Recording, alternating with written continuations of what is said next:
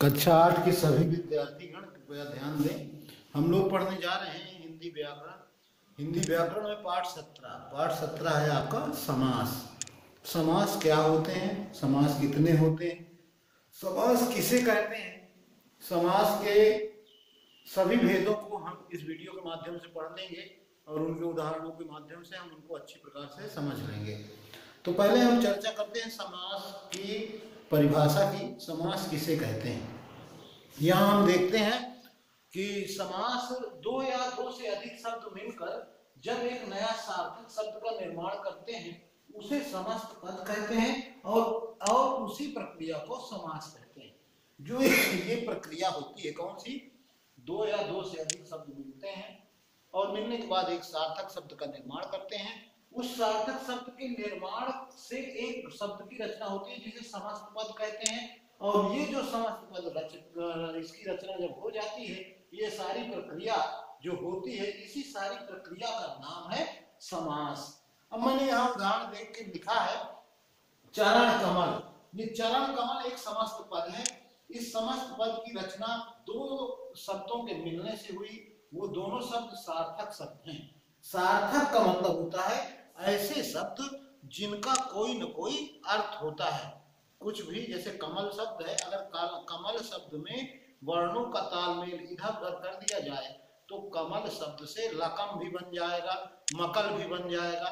वही वो वर्ण है, लेकिन इधर उधर होने की वजह से, उनका सार्थक मेल न होने की वजह से वो सार्थक शब्द नहीं बनेगा, उसका कोई अर्थ नहीं होगा। तो हमें क्या उसमें देखना है कि ऐसे शब्द होते हैं वो जो सार्थक शब्द का निर्माण करते हैं, और सार्थक शब्द को जब आपस में मेल होता है तो समस्त पद बनता है। और समस्त पद बनने के लिए जो दो शब्द वो इस्तेमाल होते हैं उसमें पहला जो शब्द होता है, अर्थात जो सबसे पहले का पद होता है उसे पूर्व पद कहते हैं, और जो बाद का पद होता है यानी शब्द होता है उसे उत्तर पद कहते हैं। और समस्त पद जो होता है उसका जब हम विग्रह करते हैं तो वो इस तरह का कुछ होता है, जैसे चरण कमल, ये एक समस्त पद है, समास किया हुआ पद है। इसके हम देखते हैं कि इसमें कौन कौन से शब्दों को मिलाया गया है, तो पता चलता है कि चरण और कमल, जिसमें चरण पूर्व पद है और कमल उत्तर पद है। कमल के समान चरण, ये इसका विग्रह होता है। इस प्रकार से हमने समस्त पद जाना, पूर्व पद जाना, उत्तर पद जाना और विग्रह जाना। अब हम एक चीज और जान लेते हैं, संक्षेपीकरण होता है एक। संक्षेपीकरण क्या मतलब है? संक्षेपीकरण का मतलब है एक से अधिक शब्दों को मिलाकर लिखना। वही काम करता है ये समास। समास का काम है बहुत सारे शब्दों को एक साथ मिलाकर लिख देना। जैसे ये विग्रह रूप इसका इतना बड़ा आता है, कमल के समान चरण, लेकिन इसी को हम जब समास कर देते हैं तो ये हमें लिखते हैं इसे चरण कमल। यहाँ पर चरण कमल क्या है? संक्षेपीकरण रूप है। और संक्षेपीकरण का मतलब मैंने आपको बताया, एक से अधिक शब्दों को मिलाकर लिखना। एक से अधिक शब्दों को मिलाकर उसका छोटा प्रारूप बना देना संक्षेपीकरण कहलाता है। और इसी कार्य को एक समास के द्वारा किया जाता है। इस उदाहरण में भी किसी न किसी समास की प्राप्ति होती, किसी न किसी समास के द्वारा ये शब्द के ये जो रचना हुई है इस समस्त पद की, ये किसी न किसी समास के द्वारा ही हुआ है। वो आगे हम पढ़ेंगे। पहले हम ये जान लेते हैं कि समास कितने प्रकार के होते हैं। पहले हमें समास के भेद पढ़ने हैं।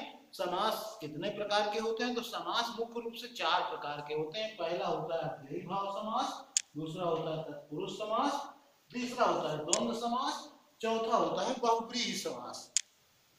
तो हम इसमें ये देखेंगे कि समस्त पद और पूर्व पद और उत्तर पद और साथ में विग्रह, ये शब्द जो होते हैं ये समास को जानने के लिए बहुत जरूरी होते हैं। तो मैंने आपको बताया कि समस्त पद वो होता है जो समास करने के बाद शब्द हमारे सामने आता है। समस्त पद उसे कहते हैं, जैसा कि परिभाषा में लिखा है कि एक सार्थक शब्द का निर्माण करते हैं जिसे समस्त पद कहते हैं। और ये जो प्रक्रिया है पूरी, ये समस्त पद के निर्माण की जो प्रक्रिया है उसी प्रक्रिया को समास कहा जाता है। तो हम यहाँ सबसे ज्यादा हमें जरूरी क्या है जानना कि समस्त पद किसे कहते हैं, उत्तर पद और पूर्व पद किसे कहते हैं, विग्रह क्या होता है। तो यहाँ पर मैंने आपको बताने के लिए एक उदाहरण लिखा है चरण कमल एक समस्त पद है। ये समस्त पद समास की प्रक्रिया के बाद बनता है, वो प्रक्रिया को ही हम समास कहते हैं। इसमें दो पद होते हैं, पूर्व पद और उत्तर पद। पूर्व पद पहले जो सबसे पहला शब्द होता है उसे पूर्व पद कहते हैं, और जो उसके बाद शब्द होता है उसे उत्तर पद कहते हैं। ये पूर्व पद और उत्तर पद आपके समझ में आ गया। विग्रह वो होता है कि उसका बड़ा रूप होता है, संक्षेपीकरण रूप समास समस्त पद होता है, समास किया हुआ रूप। लेकिन उसका जो विस्तृत रूप होता है उसे विग्रह कहते हैं। और जैसे यहाँ आप देख रहे हैं चरण कमल एक समस्त पद है, छोटा समास किया हुआ रूप है, और उसका जो विग्रह रूप है वो बड़ा है, कमल के समान चरण, इतना बड़ा उसका विग्रह रूप है, इसलिए उसे संक्षेपीकरण की जो विधि है उसी को कह लीजिए। आप शाब्दिक अर्थों में उसे इस तरह कह सकते हैं कि संक्षेपीकरण की जो विधि होती है उसे समास कहते हैं। अब हम यहाँ देख लेते हैं कि किसी भी शब्द को इन समासों के अंतर्गत हम कैसे जानेंगे। तो पहला है अव्ययी भाव समास। अव्ययी भाव समास जैसे इसका नाम ही है, आप पीछे के अध्याय पीछे के पाठ में अव्यय पढ़े थे, जो अभिकारी पद का चैप्टर था उसमें आपने अव्यय पढ़े थे। तो यहाँ अव्ययी भाव समास वहां वो होता है जिसमें पहला पद अव्यय होता है। अव्यय यानी अभिकारी सा पद होता है, अर्थात पूर्व पद जहां अव्यय होता है वहां अव्ययी भाव समास होता है। जैसे मैं आपको उदाहरण देता हूं, एक प्रतिदिन, अव्ययी भाव का एक उदाहरण मैं आपको देता हूं, प्रतिदिन। अब यहाँ देखिए प्रति शब्द जो है ये अव्यय है। प्रति अव्यय क्या होते हैं? अव्यय को हमने आपको पढ़ा के बताया था पढ़ाते समय कि अव्यय वो शब्द होते हैं जो कभी खत्म नष्ट नहीं होते, कभी उनमें कोई विकार उत्पन्न नहीं होता, कभी उनमें जैसे होते हैं वैसे ही लिखे जाते हैं, उन्हीं को अव्यय कहते हैं। तो यहाँ प्रतिधन दिन ये जो है इसमें आप देखेंगे कि इसमें प्रतिधन दिन में पूर्व पद है, प्रति यानी प्रति क्या है? अव्यय है, और दिन उत्तर पद है। तो मैंने आपको बताया कि पहला पद होता है पूर्व पद और दूसरा पद होता है उत्तर पद। इन दोनों पदों को मिलाने से क्या बनता है? समस्त पद। तो इसका समस्त पद बनेगा प्रतिदिन। ये प्रतिदिन, इसका भी विग्रह हमको करना है। तो इसका विग्रह जब हम करेंगे तो इसका बड़ा रूप सामने आएगा। तो इसका विग्रह होगा दिन दिन, अर्थात प्रत्येक दिन इसका विग्रह रूप आएगा। ये क्या है? समस्त पद है। इस प्रतिदिन समस्त पद है, इसका विग्रह रूप जो होगा वो क्या होगा?